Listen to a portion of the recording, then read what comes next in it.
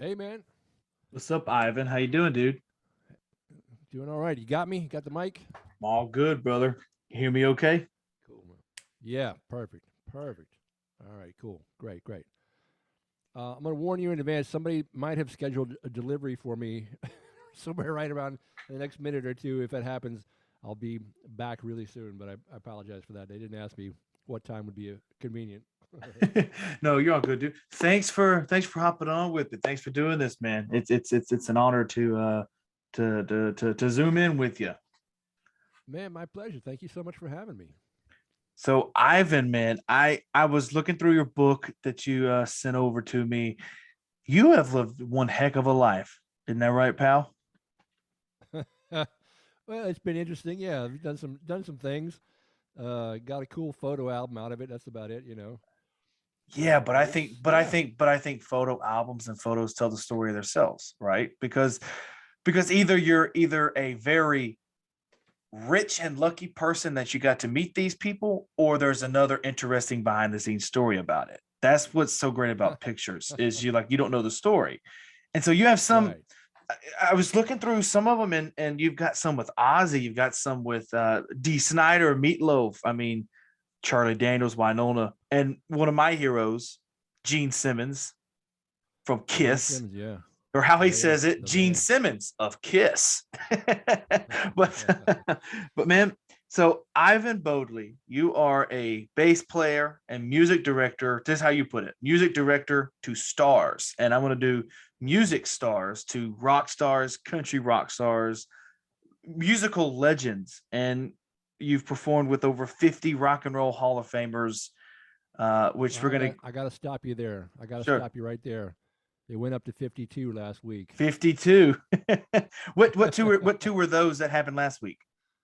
I performed at the Stone Pony down in Asbury Park, New Jersey, with Vinny Mad Dog Lopez and Wow. Gary Talent, who are both founding members of Bruce Springsteen's E Street Band. They're both from the Absolutely. Rock Hall. Just went up Absolutely. by two this week, this very week, my friend.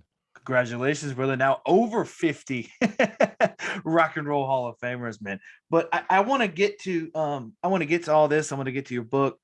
But I just want to know, man, are you like working less than what you did when you were younger? Do you find yourself working longer and harder hours being older? Or kind of what's the workspace like now that you're older?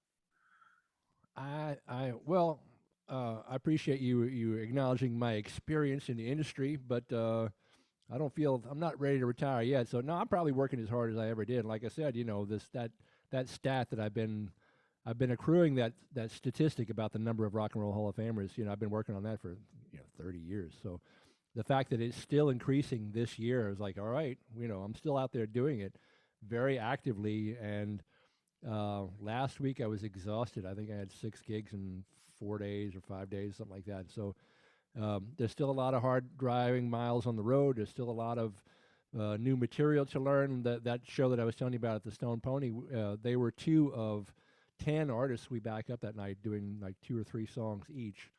Um, there's a lot of original material that we were learning and rehearsing day of. It was a long production day just to make have that couple of minutes in the sun with those Rock and Roll Hall of Famers. So yeah, I think I'm probably working as hard as I ever did. I think. You mentioned that you were talking about a package coming to you soon. I got a package yesterday, man. Listen how cool this is. I am a giant music nerd, which is one of the reasons I got you on here, just so we can nerd out together over music. Because I know how big of a from Yeah, yeah, reading the me too, first me few too. from reading the first 3 or 4 chapters of your book, I realized, oh man, this guy can get along really well. So I ordered and I paid $20 for these things, Ivan. I bought Yeah. over 800 original Elvis Presley playing cards. And Oh, some of these wow. are from 1978, which was they come out in January of 78, which is 6 months Right, after the death of Elvis. And dude, I right. was That's right. these people were just literally just giving these away. And they were like, we just don't want them. We can't keep them. And I was like, well, hell, send them over here. I'll Venmo you $30. And Yeah. dude, I was looking at them. I don't want to sell them just because Elvis is like a god to me in music. But dude, these Sure. things are going for like thousands of dollars. Obviously, because the Elvis Well, the movie just come out. So the Yeah, popularity that's of true. that's hit. Well, their history, they're pieces of history, man. Especially if Right. they came out in that long ago. Absolutely history. That's great. Speaking of the Elvis movies, have you watched that yet? Being a music fan. I have not seen it, and I really should. It should have been on the top of my list, but I've been busy traveling and working and all that kind of stuff. I haven't watched a whole lot of. It's not like I haven't seen any Right. that movie. I haven't seen any movies in a long time Right. just because of the way my schedule works out. But no, I've heard really good things about it, and I'm definitely a fan. I know I've been to his birthplace home in Mm. Tupelo, Mississippi, and I've been to the gates of Graceland, although I've never went in. It's like I'm a fan for sure. Absolutely. I'm planning a trip in March to go to Grace, just to go to Graceland. I'm like, I have to, Mm. like, I have to go to Memphis. Just and I realize, and here's the cool thing, I don't think a lot of people have realized this. They have the meditation garden, which is where the burial place of Vernon and Elvis, and Hmm. they're buried there. And I wonder if you knew this, Ivan, because I just figured this out, that since there's people buried there, that is legally a cemetery. So they have to open the Oh, front gates of Graceland from 7 a.m. to 10 a.m.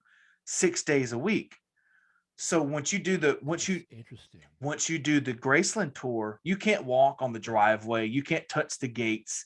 The only able body that can do that in the public is if you're A, walking down the street, and B, if you Hmm. go to the actual legal cemetery hours. So I'm like, at 6:30, my ass is going to be in line. They're going to open the gates of Grace, and I'm walking up the driveway. You have to, you have to do this. That's fantastic. It's just a piece of something that it's just, and I know the listeners get tired of me talking about Elvis, but And I'm sure that's one of those things that just happens to be like Tennessee state law or something, like it has nothing to do with anything. But you're right, because they've got burials on the property, then they got to follow the law. That's absolutely right. I didn't know that. That's great. I think that's law in all 50 states, if I'm not mistaken. Like, because Might I just might be. like, it's at least a public burial. Like, if you've got an unmarked grave in the back of your yard, who really cares?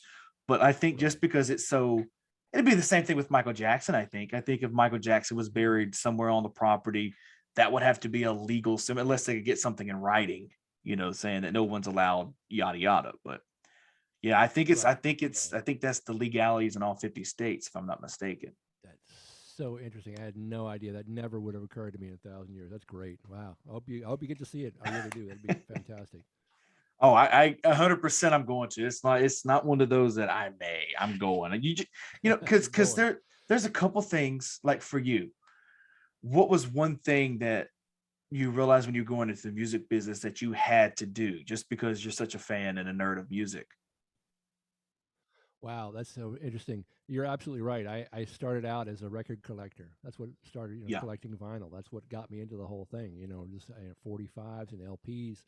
Uh, Fascinated. I was fascinated by it, and didn't have any aspirations to really to be a musician, other than sort of, in junior high and high school, I fooled around with the piano for a minute and guitar for a minute, but nothing really stuck. Nothing for more than a couple of months. So, like, it wasn't until I was a senior in high school when I finally picked up a bass guitar and I said, "Oh, wait a minute, this makes sense to me." Suddenly, I'm a tall guy. I'm 6'5", so like the bass Wow. feels Yeah. right in my hands.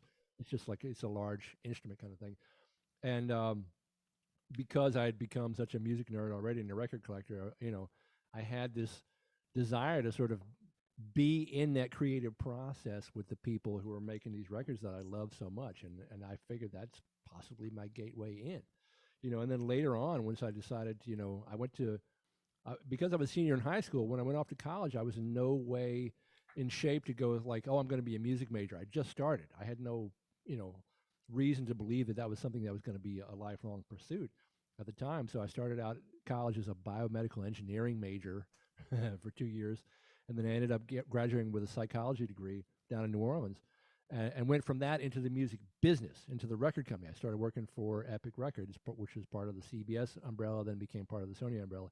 And a lot of the photo ops you just mentioned were from that time period. So that's when I met, Gene Simmons and Ozzy and all those people. And the funny thing about that Ozzy photo that you saw, I have no memory of taking that photo.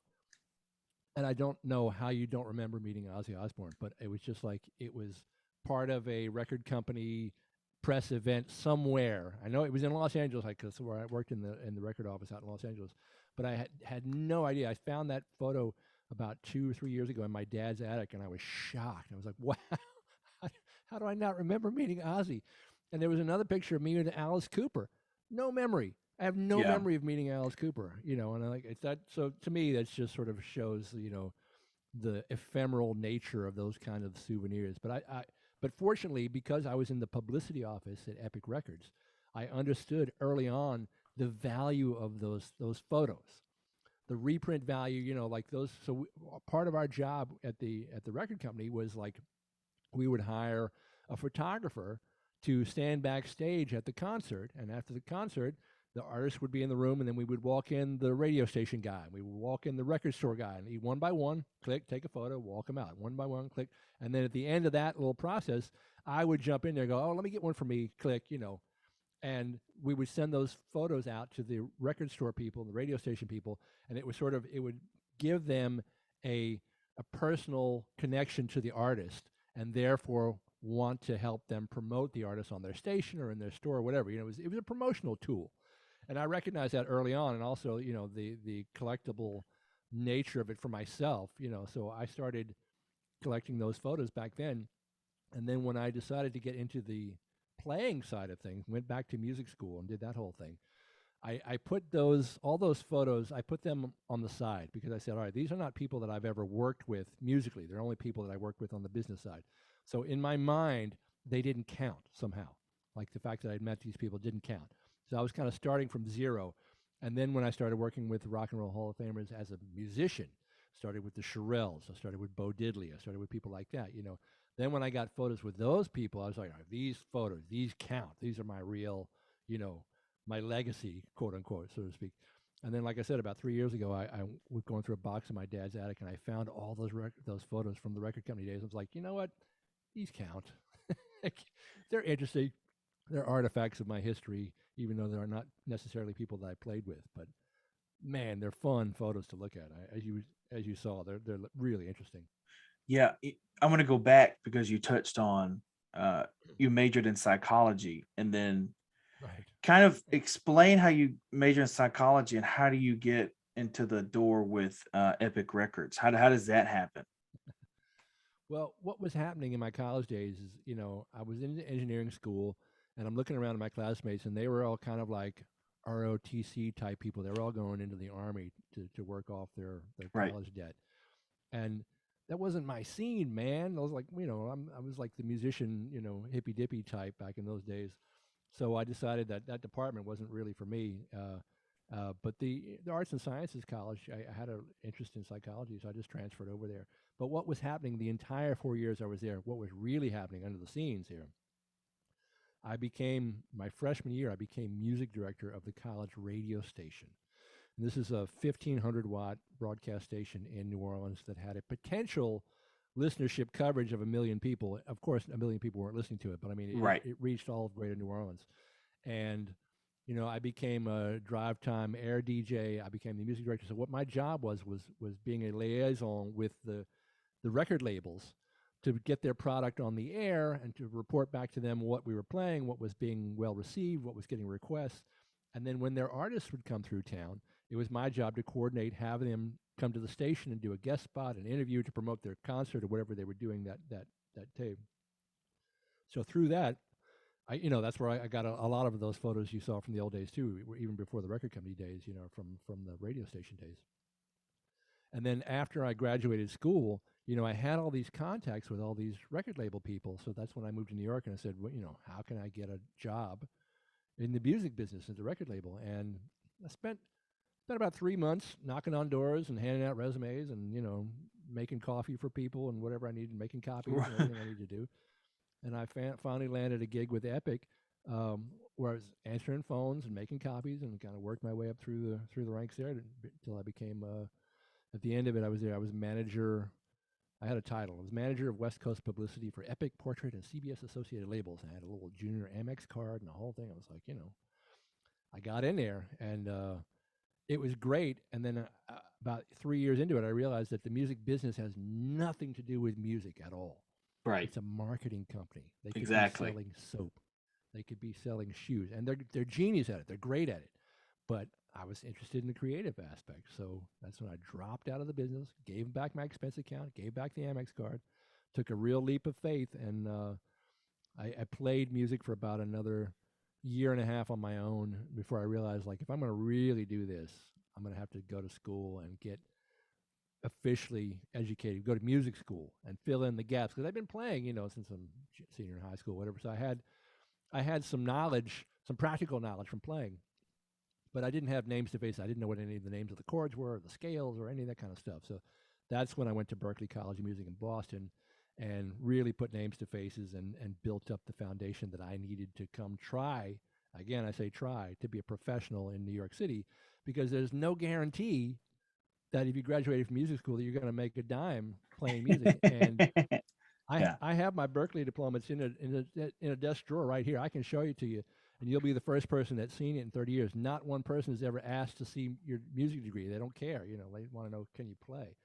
So it was a big leap that I took, and knowing, I knew at the time, I said, this is possible. This isn't going to work out, but I got to give it a shot, because there was nothing else I wanted to do. That was it. I kind of hit the wall with that. Yeah, you mentioned that the music industry is not about music at all.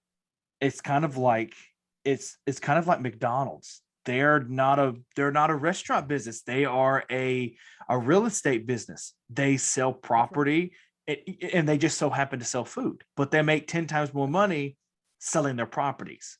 That's why you see 60 different McDonald's on 6 different streets, because they don't.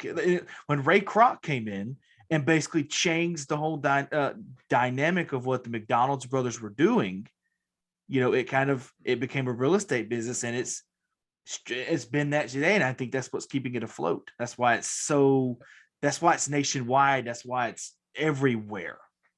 International. It's all over the world.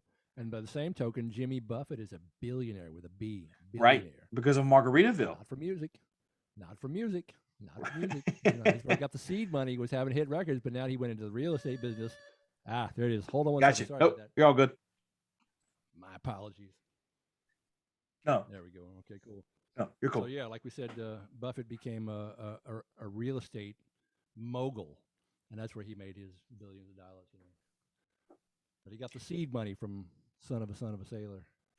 That's correct, because Eminem does the same thing. He's a real estate agent. He buys all these properties and he sells them. But guess what? The music is what, because I think this is where a lot of people don't realize that when you have money, just how quick it can go if you don't invest. Like, that's right. Like, if you make $1,000 on a check, at least 100 to 150, maybe 200 should go into somewhere where you're investing, whether it be stocks, just a separate savings account, somewhere where you're going to have, if the Apple stock happens to, which I wouldn't buy Apple because everybody's buying Apple stock now and Tesla stock, right. But just so happens it skyrockets. Somebody told my uncle like 20 years ago, "Oh, you need to buy Apple stock," and he did. He got it at the right time, so he did real well on that. I agree with that. And somebody gave me that exact ethic that you're talking about trying to save some money really early on. Like, just save a little bit, save $10 a week if you can, anything. And so it got me sort of putting things away into a mutual fund or a savings account or something. And a mere 25 years later, I was able to buy a house with it from all the pennies that I saved up from playing wedding gigs for 30 years. I mean, it all works out, and it all adds up. Who cares if it? I only have 5 pennies to put in the savings account. Put the 5 pennies in there. That's 5 pennies more. That's 5 pennies more than what it was in there before. 100%. You're absolutely right. And it's a great, as you say, you start with whatever level you're at. It doesn't have to be a lot of money at all, but just having that ethic, putting something away, and the interest on those things compounds. So over time, suddenly you got 5 pennies becomes $5, and that becomes $50 and $500. So you got to keep at it. You got to have that idea, right? Okay, so now you're at Epic. You're doing the things for Epic Records. When and how does this morph into becoming a bass player or playing with these Hall of Famers? Right. Well, the whole time I was at school in New Orleans, I was playing semi-pro gigs. So I was playing local nightclubs. The first rock and roll Hall of Famer I played with was Bodley, and Okay. those were pickup gigs that I did in New Orleans. He would come into town just by himself and use a local band. I happened to know the booking agent. I got an audition. I did the gig. So I'd been playing sort of semi-pro that whole time. And when I was at Epic, uh, I half of my time at Epic was in New York City, and the other half was in Los Angeles.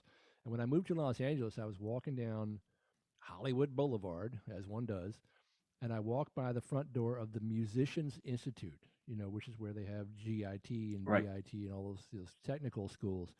And I looked at the front door, and when I saw it physically in front of me, I was like, suddenly it became very real to me. Like I'd always heard about it, read about it in music magazines. Everybody knows BIT, the Bass Institute of Technology, whatever that is, right? But when I saw it, I said, well, let me walk in there and see what's going on in there. And they had night classes over a summer program for people who had jobs, as in me. So I ended up taking like a summer program, going in the evenings, and got a certificate from them for like a 3-month program. And it kind of gave me the bug. I was like, I think that this is something that I could possibly see my way into doing. So that was happening this way. The scale on this side was tipping up, and the scale on the other side was tipping down because, as we were saying before, the more and more I got into the music business, the record company, the corporate structure, the more I realized it's just marketing. It's just marketing, and it just wasn't that interesting to me. I was like calling people on the phone and saying, "Have you heard the new album by blah blah?"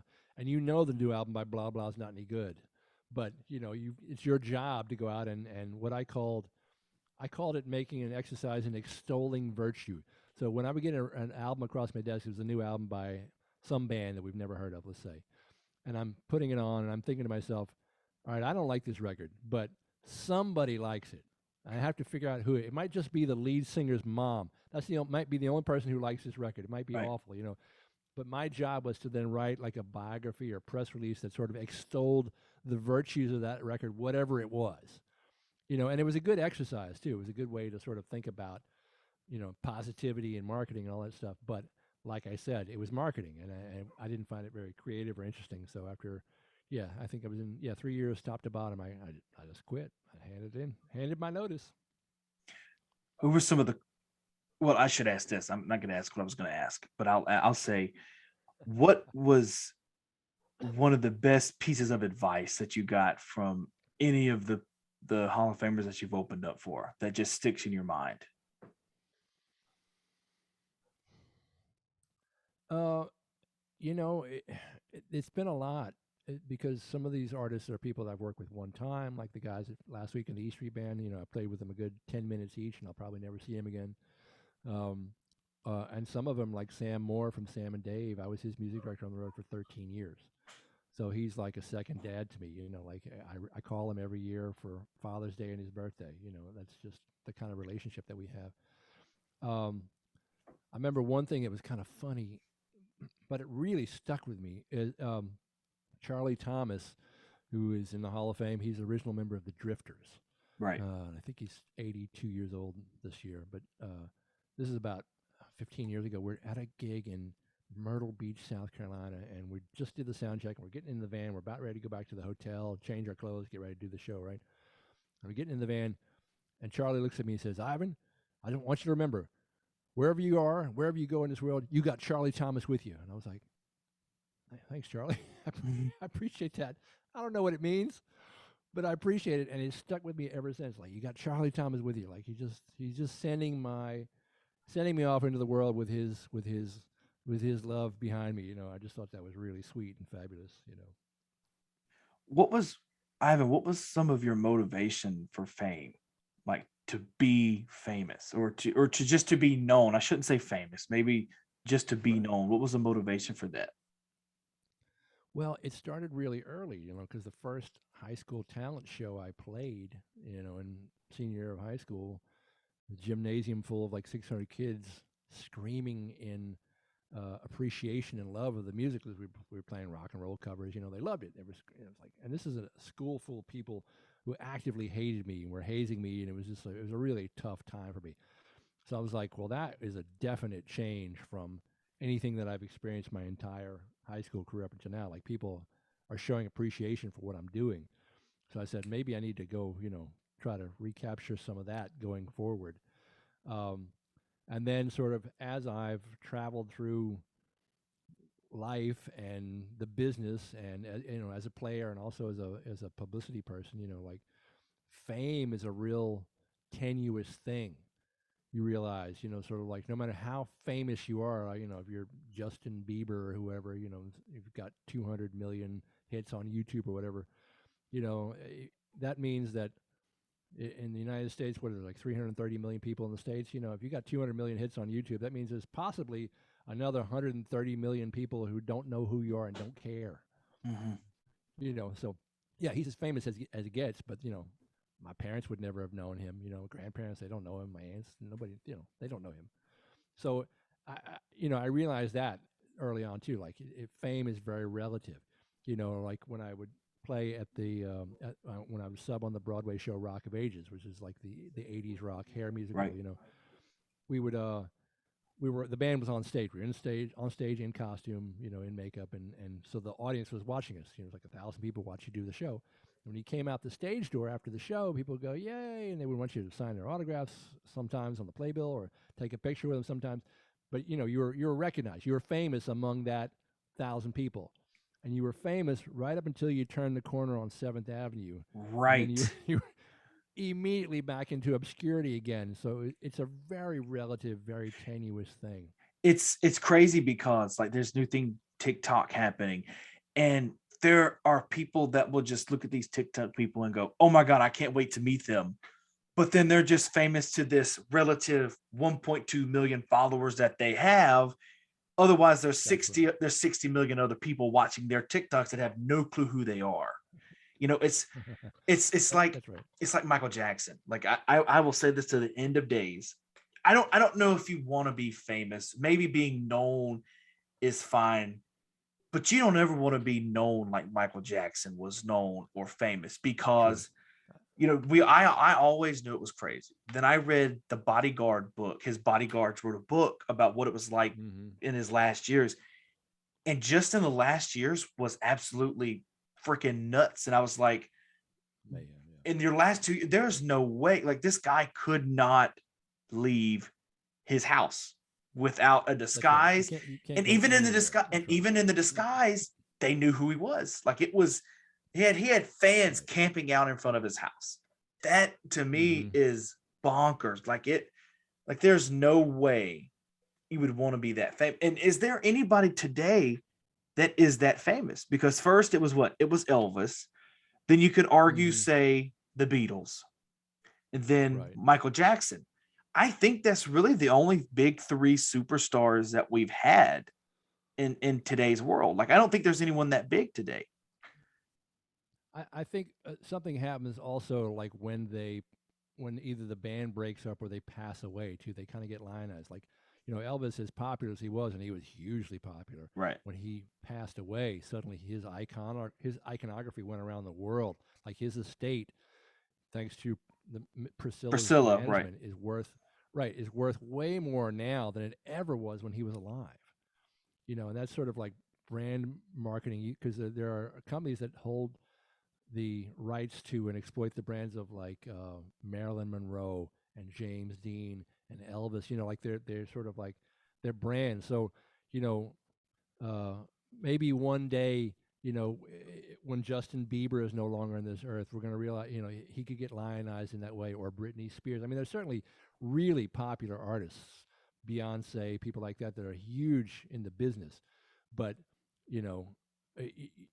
or somebody like a Kurt Cobain, they kind of get lionized. What I'm saying? Like, Nirvana sold a lot of records, but it was a very short little run that they had there. Yeah. If he'd have gone, gotten more popular in the next 10 years and then passed away, like, he would have been that kind of uber famous too. But Michael Jackson was one of the few people that was kind of that uber famous while he was still alive, and there's only a very few people like that. A couple movie stars, that get that huge.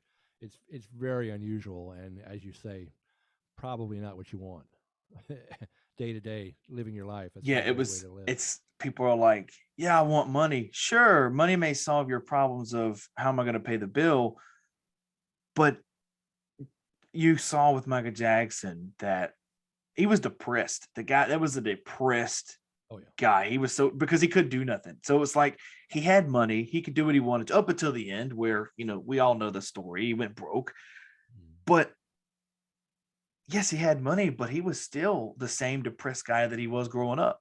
It Yeah, doesn't the change. money doesn't fix your problems, your mental problems. Those are all the same. Right, man. I've got so many questions for you, but we're running short on time here. But I want to know who of all the Gene Simmons, the Meatloaf, the D. Snyder, all those people that you've met, who happened to be, and I know some of them may have been quick, and I know some may have been had a little more time with them, but who was some of the coolest that you got to meet throughout your career that you did not play with? Oh, they did not play with. All right, I was about to say because when I'm talking about that high school talent show that I played, one of the couple of songs we played there were songs by the Police. So I was a huge fan of the Police, a huge fan of Sting. Right. Fast forward 27 years later, I got to play "Message in a Bottle" on stage with Sting at the Obama inaugural ball, and just couldn't have been a lovelier gentleman. It was like this life sort of full circle moment to sort of meet one of my early heroes, and then realize he's a great guy, tremendous. Everything you thought he would be. Lovely to us. Everything. He's exactly what you think he is, and he's just great. It was like a stunning moment. I don't know about the people that I worked with sort of back in the record business days. The people that I was closest to were like the jazz bass player Stanley Clarke, who's still a dear friend of mine who I'm in touch with ever since. The guys in the band Living Colour, I was very close to. Okay. I worked on their first album called Vivid. We were promoting Cult of Personality at the time. I did a bunch of work with Joan Jett and the Blackhearts back in those days. It was a lot of fun. Michael Jackson was around. The Bad album came out when I was at his label. But again, those were very different sort of interactions, as you mentioned. But you mentioned Ozzy and Meatloaf and right. I forget who you just mentioned, but one of the people you mentioned was D. Snyder, and D. I never met back in the record company days. I met him because he came in to guest star in the Broadway show Rock of Ages. He did that show. Okay.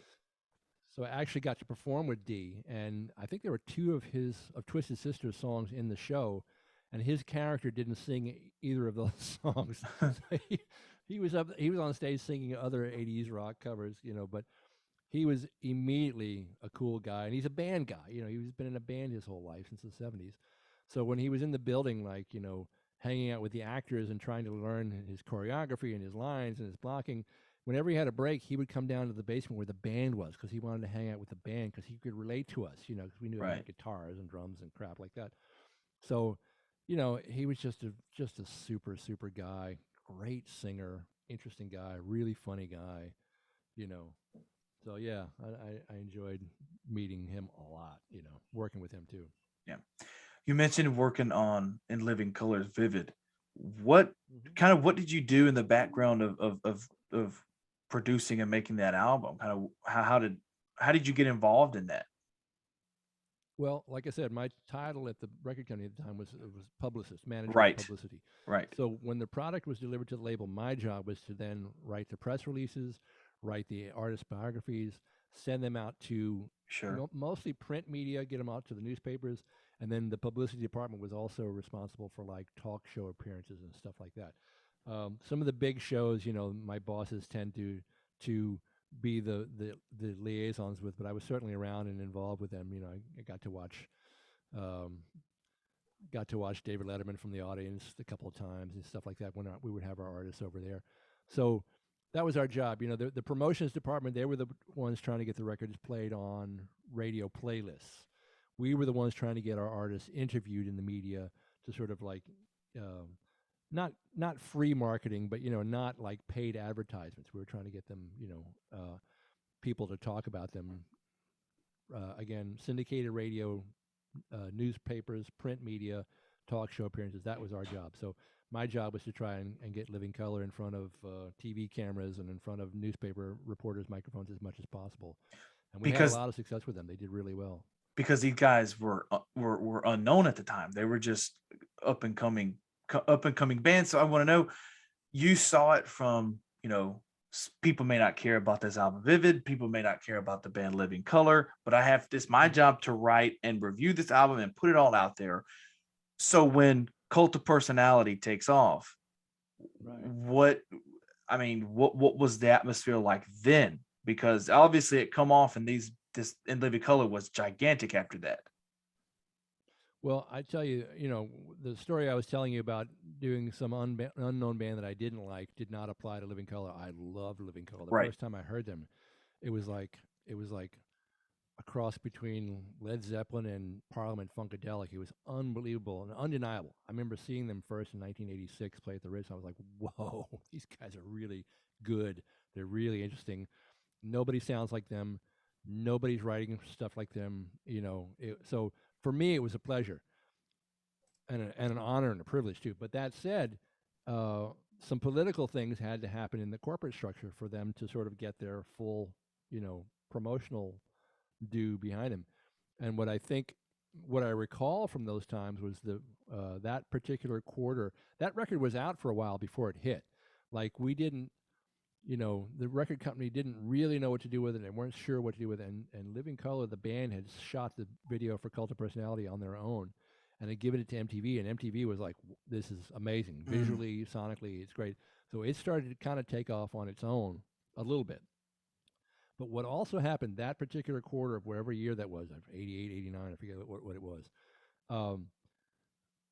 the label had no other platinum level artists set to do a release. Like there was a Cyndi Lauper record that was late, or had been sent back to be redone, and there was a Gloria Estefan record that was late, and so suddenly they had no potentially platinum level client. So they looked around and said, like, who's really starting to make some noise?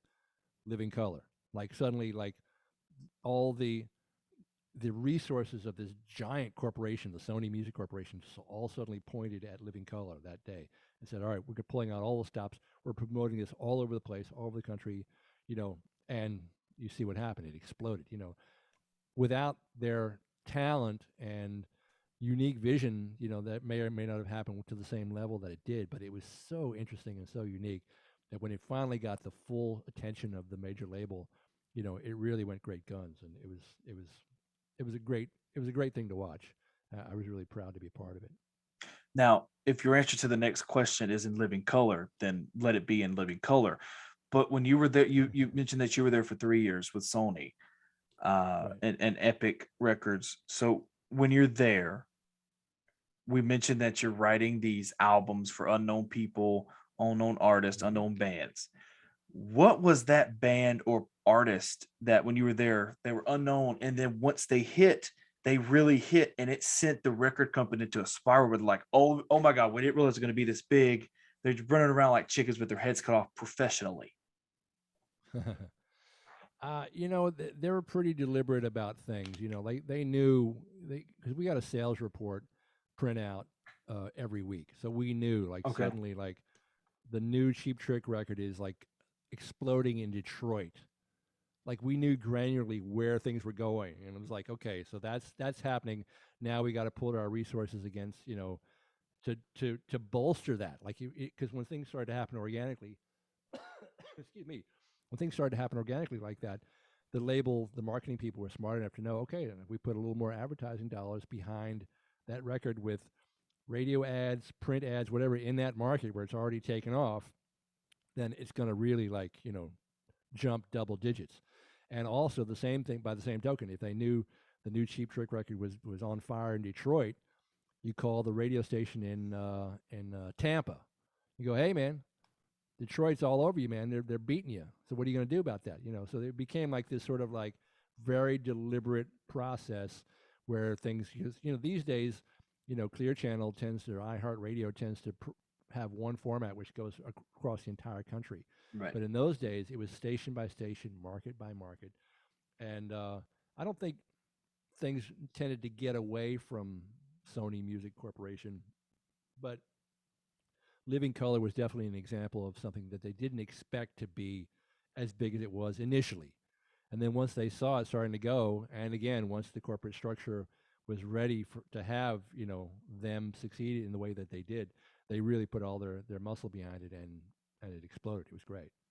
I find it funny that the record company would call the radio station and be like, they're kicking your ass. What are you going to do? You're going to play it more? Or you're going to take the beating? That's right. But I think, but that's probably how you had to be back in the day, because like you mentioned, Absolutely. the internet was not clearly a thing as it is now. There was not That's telephones. There wasn't anything as promotion as it is now. So I'm pretty sure you had to be that way, or you just weren't going to get your stuff played in Boston or wherever. Yeah, I had a push button landline phone, and that's what it's like beep, Mhm. beep, beep, beep, beep, beep. Hey, man, like you need to listen to this record. You need to write about this artist. It was very much boots on the ground type of promotion in those days. Like, we had a mailing list that I could send out a press release to, I don't know what it was, a couple of thousand probably newspapers around the country or whatever, and let people know that a new record was coming out, or there was some particular news, to try and get placements that way. But a lot of it was just old-fashioned shoe leather to get those things done. Yeah, man. So last couple of questions for you. When you started in the music business or industry, whatever you want to call it, what was your goal then? And what is your goal now as someone that's achieved all Right, this stuff? right. Well, it clearly changed because I quit in 3 years. I Right. was at the time I was like, well, I'm going to go be a big executive and have an expense account, make lots of money, and hobnob with rock stars, and that was going to be great. And then I got 3 years into that, I'm like, yeah, it's just not fulfilling in the way that I thought it was. So when I shifted my dream focus to being a musician, I had a very deliberate plan, and it was this. I was going to play on the David Letterman show. I was going to play on the Tonight Show starring Johnny Carson or Jay Leno, whoever it was at the time. I was going to play Madison Square Garden. I was going to play Saturday Night Live. These were the four things, the crown jewels in my career. And I can tell you with certainty that 30 years into my career, not one of those things has happened. Not one. Mhm. It went a different way because, it's hard to plan for those specific things. A lot of other really cool stuff happened, really interesting stuff. But, those particular four things, I said, I know for a fact I'm going to be a jazz fusion musician and I'm going to play those four things. And yeah, not one of them, not one of them happened. And I'm okay. Like I said, I bought a house playing bass, so something worked out. But uh, what's the expression? Life is what happens while you're busy making plans. There you go. So what about your goal today? What's Ivan Bodley's goal look like today? I'm kind of living it in terms of doing what I want to do. I really enjoy my work. I've been doing it for a long time. I find it very rewarding, personally, professionally, artistically. Just more of the same. Like I said, got two more Rock and Roll Hall of Famers on the resume last week. I've got my original music starting to be released on a company called Color Red Music out of Colorado, and that's really fulfilling and wonderful. Never thought that stuff would happen. More concerts, more tours, more working for a living, weddings, funerals, bar mitzvahs. I do those all the time. And yeah, I think the goal is to keep doing it because it's going well. So I'm happy with the way it's going, and I like to just see that continue. Last question for you. What's one thing that you own? Maybe a piece of memorabilia or just a random thing that you own that when somebody asks, do you have anything cool? That's the first thing you'll show Ah, I wish I could flip my camera around to you because what I have here is an embarrassment of uh, souvenirs up on the wall here. I've got framed posters. I've got gold records. I've got not stuff that I played on, gold records stuff that I worked on, like the Living Color stuff. Posters of shows that I did. Like this room is kind of a really bizarre mini shrine to me. It's kind of embarrassing in a way, but like I have so much memorabilia and the photos we were talking about earlier. I find that sort of the most kind of rewarding, interesting thing to look at, because it each one sort of evokes a different memory of a time and place and how those photos came about and what those moments meant, and people enjoy looking at them. They're impressed by seeing pictures of me with whomever, and I just I like it. So maybe my photo collection, which anybody can see, by the way, it's online. Anybody can go look at it at funkboy.net. It's that might be the coolest single thing that I have. Well, man, Ivan, look, I want you to take as much time as you need. Now I've taken almost an hour of your time. Promote anything, your book, your social medias, whatever you want to promote, as much time as you need. The floor is yours. You're very, very kind. I appreciate that very much. So everything you need to know about me, in fact, way too much about what you need to know about me, is at funkboy.net, funkboy.net. And there are links to all my music, there are links to all the photos we were talking about. There are links to my book, which is called Am I Famous Yet? Memoir of a Working Class Rock Star, which is available on Amazon. And it just tells, 1,000 different road stories about all the crazy things that I've been through in my life. So that's, those are the things. You want to find me online, all links to all my socials are there, everything like that. Anything you're interested in, videos, music, books, podcasts, it's all there. Come on and find me, talk to me. We'll have a conversation.